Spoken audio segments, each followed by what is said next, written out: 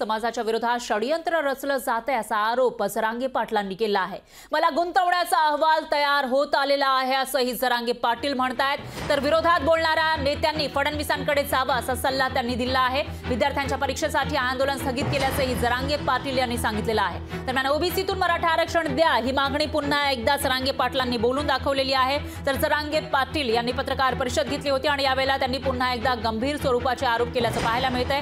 तर माझ्या विरोधामध्ये षडयंत्र रचलं जातंय, मराठ्यांविरोधात षडयंत्र रचलं जातंय असं जरांगे पाटील म्हणाले। 30 दिवसात 40 दिवस घेऊन गेलात, आलात का आणखीन माघारी? मला बोलायला लावू नका उगाच। चाललंय तर चालू द्या, ते गुतवायची तयारी आहे तुमची, त्याच्यावर फोकस राहू द्या तुमचा। कोण कोण गुततंय ना, त्याच्यात किती मंत्री बी जाते गुततेत ना, तेही कळल। यासाठी लावायचे मी आनंदाने वाट बघतो। हा, ते कळल वेळेवरती। ते 10% आरक्षण आहे, जे ECBCचे सवलती होत्या त्या ह्या 10% ॲड करा। एक याला 10% आरक्षण हे 50%च्या आत घ्या, 50%च्या आत घ्या OBC आरक्षणात। हे 10% आरक्षण तुम्ही म्हणता ना, मी ते स्वीकारायचं, त्याला 50%च्या आत घ्या आणि ECBCच्या ज्या सवलती होत्या त्या लागू करा। तुमच्या नेत्याकडे तुम्ही जे आमदार मंत्री बोलताय ना, जा माझ्या मराठा समाजासाठी त्यांना सांगा हे आरक्षण 50%च्या आत घ्या। 50%च्या वर कशामुळं?